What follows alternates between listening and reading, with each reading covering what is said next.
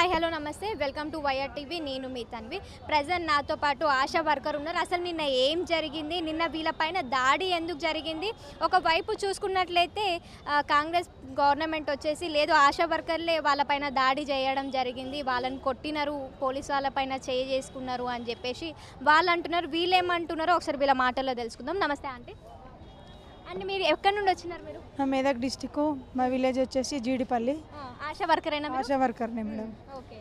అది కూడా నేను ఇప్పుడు ఇక్కడికి సివిల్లో రావడానికి కూడా నిన్న మమ్మల్ని అరెస్ట్ చేసింది కాక ఈరోజు కూడా అరెస్ట్ చేస్తున్నారు కాబట్టి సివిల్లో రావాల్సి వచ్చింది. నిన్నైనా సివిల్లోనే వచ్చిన నేను. మేము ఇప్పుడు కేసీఆర్ సార్ గారు వచ్చి మమ్మల్ని పిలుచుకొని అన్నం పెట్టి మా జీతం ఎంత ఉందని మా బాధ కనుక్కున్నాడు. కేసీఆర్ సార్ గారు వచ్చినాక 3 నెలలకు పిలుచుకొని అమ్మ మీ ప్రాబ్లం ఏంది, మీరు ఎందుకు ధర్నాలకు వెళ్తున్నారు అంటే గిది ప్రాబ్లం ఉంది సార్ అని చెప్పడం వల్ల సారు మీకు ఇప్పుడు ఎంత జీతం వస్తుంది అంటే 1200 వస్తుంది అన్నదాన్ని 6000 చేసాడు సారు. 6000 జీతం చేసి అమ్మ మీరు ఎప్పుడు రోడ్డుకి ఎక్కకండి, మీరు అంగన్వాడీలకు ఎట్లా ఉందో మిమ్మల్ని ఆ పొజిషన్కి తీసుకెళ్తా, మీరు ఎప్పుడు రోడ్డుకి ఎక్కకండి అమ్మ, మీకు ఏ ప్రాబ్లం ఉన్నా నాతో చెప్పండి, వినతి పత్రాలు పంపించండి అని సార్ చెప్పడం వల్ల మేము ఇన్ని రోజులకు ఎప్పుడూ మేము రోడ్లకు ఎక్కలేము. అదే కేసీఆర్ సారు 10 సంవత్సరాలు చేసిండు.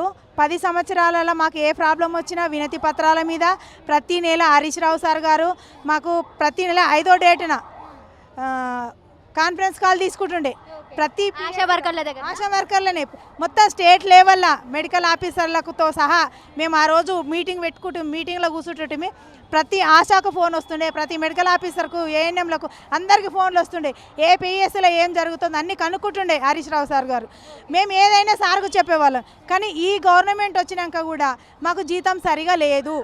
మాకు ఆ సారు పెట్టిన ప్రకారం బాగానే జీతం సరిగా లేదని చెప్పేసి మీరు అంటున్నారు. కానీ కాంగ్రెస్ ప్రభుత్వం వచ్చేసి ప్రతి ఒక్క గవర్నమెంట్ ఎంప్లాయ్కి మేము 1వ తారీఖు జీతం ఇస్తున్నాము. గత ప్రభుత్వము 8వ తారీఖు, 15వ తారీఖు, 20వ తారీఖు జీతాలు ఇస్తుండే.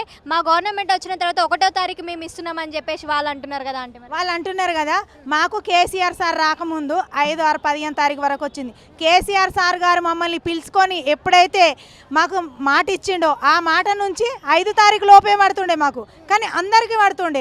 కానీ ఈ ప్రభుత్వం వచ్చినాక మాకు జీతాలు పడట్లేదని మొన్న 3 మంత్స్ కిందనే సెప్టెంబర్లోనే ఆగస్టులోనో అదే వినతి పత్రము ఇక్కడనే కమిషనర్ ఆఫీస్కి వచ్చి లెటర్ ఇచ్చినాం. సార్ మాకు జీతాలు సరిగా రావట్లేదు, మాకు ఆ ప్రభుత్వం ఉన్నప్పుడేమో జీతం కరెక్ట్ వచ్చింది 5 తారీఖు లోపు, ఇప్పుడు రావట్లేదని వినతి పత్రం ఇచ్చి వెళ్ళినాం. మేము వెళ్ళినాక మా అదృష్టమా మా దురదృష్టమా అది భగవంతుడు పెట్టిందా మరి రేవంత్ రెడ్డి బుద్ధి చూపించుకొని పెట్టిందా తెలియదు. మాకు 5 తారీఖు వాడింది, 30 తారీఖు వాడింది. అది 30 తారీఖు ఎంతమందికి పడింది? నా పిఎస్సీలోనే 36 మందికి 27 మందికి పడింది. ఇంకా 9 మంది ఎటుపోతారు మరి? ఆ 9 మందికి కూడా రావాలి కదా. అక్క నాకు జీతం రాలేదంటే మళ్ళీ మేము బ్యాంకులకు వెళ్ళాలి, ప్రింట్ తీసుకురావాలి, మళ్ళీ అది ఆన్లైన్లో కొట్టే వరకు 30 తారీఖు గడిచింది. ఈ తారీఖు గడిచినాకనే కదా నువ్వు వేస్తుంది. అదే ముచ్చటను ఆయన మేనిఫెస్టోలోనే పెట్టిండు. 18,000 ఫిక్స్డ్ జీతం ఇస్తున్నాడు, ఉద్యోగ భద్రత కల్పిస్తున్నాడు. ఇప్పుడు ఇవేమిటి సమావేశాలు జరుగుతున్నాయి కదా, మనకు జీతాలు కూడా కరెక్ట్ రావట్లేదు. ఈ సమావేశాల వల్ల మన గురించి తీస్తారు, మన గురించి మాట్లాడతారు అనే ఉద్దేశంతో వినతి పత్రం ఇవ్వడానికి వచ్చినాం మేము. కానీ నిరసన చేయడానికి రాలే మేము. అయితే పోలీసు వాళ్ళు మధ్యలో ఆపేస్తున్నారని తెలిసి అక్కడక్కడ ఉండండి, మేము పిలిచినప్పుడు ముందుకు రండి, కొద్దిసేపు ఈడ అందరు వచ్చేదాకా గ్యాదర్ అయ్యి మనం పోయి వినతి పత్రం ఇద్దామని మేము అందరం మాట్లాడుకున్నాం. అందరం గేటు ముందు కూర్చొని నినాదాలు చేసినాం. ఇది కావాలి అన్నట్టుగా మేము నినాదాలు చెప్పినవి ఏవైతే 18,000 వేతనం పెంచుతారు, ఇంకా బీమా కల్పిస్తున్నాడు, ఉద్యోగ భద్రత 18,000 ఫిక్స్డ్ జీతం ఇస్తున్నాడు కదా, వాటి గురించి అదే మాట్లాడదామని మేము అనుకొని కూర్చున్నాము. అన్న వాళ్ళను మాకు లీడర్గా ఉన్న వాళ్ళు, మాకు మగవాళ్ళు అన్నలు ఉన్నారు కదా, వాళ్ళని ఒక దిక్కు తీసుకుపోతుర్రు, మమ్మల్ని ఒక దిక్కు తీసుకుపోతుర్రు. ఏంది ఇది దౌర్జన్యం? ఒక 5 నిమిషాలు టైం ఇవ్వండి. అన్న ఎందుకు తీసుకుపోతుర్రు సార్, ప్లీజ్ సార్ కొంచెం రిక్వెస్ట్గా ఆగండి సార్, ఒక 5 నిమిషాలు టైం ఇవ్వండి అని మా సంతోషక్క మాట్లాడడం వల్ల ఆయన ఇట్లా ఛాతిలో చేసి నూకడం వల్ల ఆమె నా మీద పడింది. నా మీద పడంగానే నా భుజంకు దాకి ఆమె కింద పడ్డప్పుడు అక్కకు దెబ్బ దాకి ఇక స్ప్రొక్కలో ఎక్కడ పడిపోయింది. నేను అక్కను చూడాలన్నా తోటి ఆశలను ఎటు పడతాటే లాక్కెళ్తుర్రు. ఇక లాక్కపోతుంటాక మళ్ళీ వచ్చి ఏం చేశారు, నన్ను లాగబోయారు. నన్ను లాగబోతే మా అక్క పడిపోయింది. నేను మంచిగా మాట్లాడుతున్నా. మేము ఎవరు ఇండ్లు దోసుకోవడానికి రాలేదు, ఎవరు బ్యాంకులు దోపిడీ చేయడానికి రాలే. అక్క పడిపోయింది, అక్కను చూస్తున్నా నేను అని నేను మాట్లాడుతుండగా ఇప్పుడు ఇక్కడ ఉంది ముస్లిం అక్క. ఆ అక్కను గుంజుకొస్తుండక అక్క ఏం చేసింది, వెనకకెళ్ళి వచ్చి నా జబ్బల కిందకి వెళ్ళి చేసి బిగ్గితో పట్టుకుంది నన్ను. ఆమె నేను అక్కకు నీళ్ళు దాపుతున్నా. నేను అక్కను పట్టుకుని అక్కను వదిలేసి మళ్ళీ ఆడదాకా పోయి ఆమె వదిలేసింది. దానివల్లనే ఈ ఛాతికి బాగా ఒత్తుకొని అక్కకు ఇప్పుడు శ్వాస ఆడకుండా అయింది. ఎటు పడతాటే మేడం లాక్కెళ్ళిరు. ఆమెను ఎక్కించిన తర్వాత మళ్ళీ వచ్చి నేను సంతోష్ అక్కతానే ఉన్నా. ఈయనే ఉన్నాక అక్కను లాగుకెళ్తురు. ఒక్క పోలీసు అని అయితే చీరమట్టి లాగుతాడు. ఏంటి సార్ మీది దౌర్జన్యం ఏంది సార్, ఇట్లా చీరమట్టి లాగుతారు, దండం చేస్తారు సార్ అన్నలే. నేను కాలు మొక్కినా సార్ పోలీసులు. సార్ నీ కాలు మొక్తా సార్, మా అక్క ప్రాణం పోతుంది, వదిలేయండి సార్, మేము హాస్పిటల్ తీసుకుపోతామని నేను ఏడ్చినా కూడా ఏడ్చినా కూడా ఇన్లే వినకుండా అక్కను లాగుకెళ్ళిపోతుండగా ఆ కాలు మొక్తా వాడు ఏం చేసినాడు, ఇట్లా దన్నాడు. నాకు ఇక్కడ కమిలిపోయింది ఇప్పుడు తెలుసా. కాలు మొక్కితే నన్ను దన్నిండు. పోలీస్ అయినా కాలు మొక్కినారా మీరు? కాలు మొక్కినా నేను కాలు మొక్కినా కూడా వినకుండా నన్ను తన్ని అక్కని తీసుకుపోయి వ్యాన్లో వాడేసారు. వ్యాన్లో వాడేసినాక అక్క వలుకుతలేదని పైన ఎక్కిన వాళ్ళు మాట్లాడుతుండగా నేనేం చేసిన, ఇంత ఘోరంగా చేసినాక మా నోరు ఆగుతుందా చెప్పండి. ఎటు పడితే అట కొడుతున్నారు అనేసి అప్పుడు నేను నినాదాలు వరకిన. ఆశా వర్కర్ల ఐక్యత వర్దిల్లాలి, పోలీసులు జులుం నశించాలని నేను అనే వరకు నన్ను కూడా తీసుకొని వ్యాన్ ఎక్కించారు. వ్యాన్ ఎక్కించినాక కూడా అక్క పలకట్లేదు, చేస్తలేదు. వీళ్ళు ఇంక మళ్ళీ కింద తీసిరిగా వ్యాను. అక్క ఈ కాళ్ళు బయటనే ఉన్నాయి, కాళ్ళు బయటకే ఉన్నాయి, మీదికి పడేసారు. ఎక్కుతుండగా నేను ఆ డోర్ పెట్టేదాని మీద డోర్ మీద నిలబడి నేను ఇట్లా నొక్కితే పోలీస్ అయినా కింద పడిండు. గట్టిగా తన్నినా నేను డోర్ని తన్నడం వల్ల పోలీస్ అయినా కింద పడిండు. కింద పడి తీసుకొని మీ ఆత్మ రక్షణ కోసం మాత్రమే, ఆత్మరక్షణ కోసకే. మా అక్క కావాలనైతే కాదు, మేము కావాలని కాదు, కావాలని చేసే వాళ్ళమైతే సార్, మేము కావాలని చేసే వాళ్ళమైతే లెటర్లు ఇవ్వకపోయే వాళ్ళం.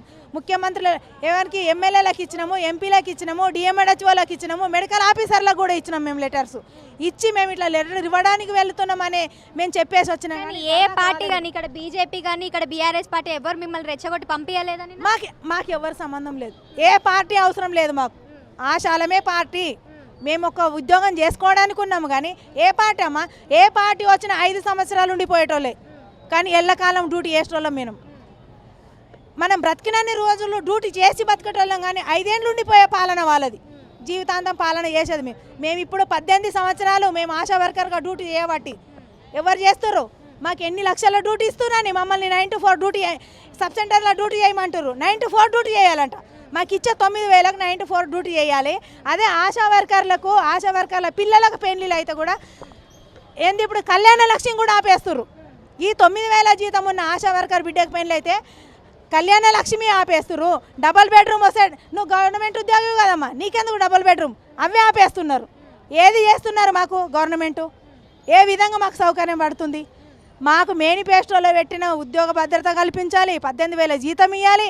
ఆశా వర్కర్లు ఎక్కడెక్కడ చనిపోయారో వాళ్ళ కుటుంబాలు కనుక్కోవాలి. రేవంత్ రెడ్డి సార్ అనే మాట్లాడుతున్నా, నా నోటికి ఏ రకంగానో నీ పోలీసు వాళ్ళు మాట్లాడినట్టు నాకు కూడా వస్తుంది కానీ సార్ అని మాట్లాడుతున్నాం. మాకు తెలుసు తెలివి, ఎవరితో ఎట్లా మాట్లాడాలనేది మేము తెలిసి మాట్లాడుతున్నాము. ఆశా వర్కర్లు ఎక్కడెక్కడ చనిపోయారో వాళ్ళ కుటుంబాలను తెలుసుకోవాలి, వాళ్ళకు న్యాయం జరగాలి. ప్రాణ నష్టం కూడా జరిగిందా? అంటే ప్రాణ నష్టం అంటే ఇప్పుడు జరగలేదు, డ్యూటీల వల్లమ్మా. ఇప్పుడు 9 to 4 డ్యూటీ. ఇప్పుడు లెప్రసీ సర్వై 6 గంటలకే పోయి సర్వై చేయాలి, 12 గంటలకల్లా రిపోర్ట్ పెట్టాలి. మాకు సంసారం లేదా, మాకు పిల్లలు లేరా? సార్ రేవంత్ రెడ్డి సార్, నీకు టైం ఉంది, ఏమన్నా మీటింగ్ పోవాలని అంటే నేను ఈ టైంకి వస్తాను పెడతావు. మాకెందుకు టైం లేదు? ఆశాకు ఎందుకు టైం లేదు? ఆశాకు కూడా టైం ఇవ్వాలి. టైం ఇచ్చి మాకు ఉద్యోగ భద్రత కల్పించాలి, 18,000 ఫిక్స్డ్ జీతం ఇవ్వాలి. ఆశా వర్కర్లకు, చనిపోయిన ఆశా వర్కర్ల కుటుంబాలకు కూడా న్యాయం చేయాలి. ఇది చేసేంతవరకు మేము ఇలానే జరుగుతాము కానీ మేము డ్యూటీ ఆపేయాలనుకుంటలేము. మమ్మల్ని పిలవండి, మమ్మల్ని పిలిచి మా ప్రాబ్లం ఏందో కనుక్కోండి, మాకు న్యాయం జరిగేలా చేయండి. మేము డ్యూటీలు ఆపేస్తే మా ఉద్యోగ భద్రత గురించి మేము డ్యూటీలు ఆపేసి ఉన్నామనుకో మాకు ప్రజలు నష్టపోతారు, ఏఎన్సీలు నష్టపోతారు, పిఎన్సీలు నష్టపోతారు, చిన్నపిల్లలు ఇంజక్షన్లలో నష్టపోతారు, బీపీ షుగర్ రాసుకునే పెద్ద మనుషులు కూడా నష్టపోతారు. ఇంకొకటి అంటే నిన్న బూతులు కూడా మాట్లాడినారు అని చెప్పేసి మనం కొన్ని సోషల్ మీడియాలో చూసినాము. ఒక పోలీస్ ఆఫీసరు ఒక మహిళలను కావచ్చు ఎలాంటి పదాలు వాడినారు, ఎలాంటి మాటలు తిట్టినారు? గతంలో ఎప్పుడన్నా ఎవరన్నా ఇట్లా ఇంట్లో మీరు ఎప్పుడన్నా ఎవరన్నా తిడితే మీ రియాక్షన్ ఎట్లుంటుంది అని చెప్పన్నా? మేము మమ్మల్ని తీసుకుపోయి వ్యాన్లు ఎక్కించినాక కూడా ఆయన దురుసుగా ఏంద్రా ఇంత అద్మానం చేస్తారు, మమ్మల్ని ఇంత దూరత్కారంగా చేస్తారు, ఏం రోగం అయింది మీకు అనే వరకు ఎక్కులంజే ఎక్కువ అన్నాడు ఆయన. ఎక్కులంజే ఎక్కువ అని ఆయన మీదికి దొబ్బేసే వరకు కోపం వచ్చి కొట్టింది. మా ఇంట్లో మా భర్తలు లంజ అంటేనే పడతలేం, నువ్వు ఓని మమ్మల్ని లంజ అంట వాడనికి, అందుకు కోపం వచ్చి కొట్టింది. కొడుతుంది కూడా. అదే పోలీసు వాళ్ళు ఆడవాళ్ళని కొట్టవచ్చు, ఆడవాళ్ళు పోలీసు వాళ్ళని కొట్టొద్దా? ఆడవాళ్ళ మీద ఇంత దౌర్జన్యం చేసిన పోలీసు వాళ్ళ మీద నువ్వు చర్య తీసుకో, ఏం చేస్తావో చెయ్యి. వాళ్ళకు మాకు న్యాయం జరగాలి, మాకు న్యాయం జరగాలి, ప్రజలకు మేము సేవ చేసుకోవాలి. మాకు 9 to 4 డ్యూటీ కాదు, మాకు ఒక డ్యూటీ టైమింగ్ పెట్టండి, మాకు జీతం ఫిక్స్ చేయండి. ఎన్ని లక్షలు ఇస్తున్నామని మేము చేయాలి చెప్పండి, ఎన్ని లక్షలు ఇస్తున్నారు మాకు? ఇంకొకటి ఆంటీ, తెలంగాణ ఆడపడుచులను ఆడబిడ్డలను మేము కోటీశ్వరాలను చేస్తున్నాము అని చెప్పేసి అని అంటున్నారు.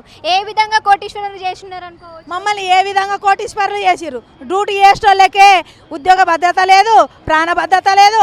నిన్న అక్కడ తెలంగాణ తల్లిని నిలబెడతాను, అక్కడికి వెళ్ళి ఆడవాళ్ళని ఎక్కించుకొచ్చిండు, లేడీస్నే తీసుకొచ్చిండు. ఆడ తెలంగాణ తల్లిని నిలబెట్టడం ఏంది, ఈడ ఆశా వర్కర్ల తల్లులను కొట్టించడం ఏంది? ఇదేంది? ఇదేం బతుకు? ఇది ఏది న్యాయం చేస్తారు? ప్రజాపాలన ఇందిరమ్మ రాజ్యం అన్నది. ఇందిరమ్మ రాజ్యం అన్నాడు కదా, ఇందిరమ్మను కొట్టించడమా? మేము ఇందిరమ్మ అంటే ఆమె కూడా ఒక ఆడవ్యక్తే కదా, మేము కూడా ఆడలేమే కదా, అదే విధంగా కదా చేసేది. ఇందిరమ్మ రాజ్యం ఇదేనా? ఇదే పాలన? ఇదే కాంగ్రెస్ ఉన్నప్పుడు మాకు జీతాలు లేవు, అప్పుడు కూడా జీతాలు లేకుండానే కాంగ్రెస్ ప్రభుత్వం చేసింది. అదే టీఆర్ఎస్ ప్రభుత్వము వచ్చిన తర్వాతనే మాకు ఆశలకు అంతో ఇంత తిండికి దొరుకుతుంది.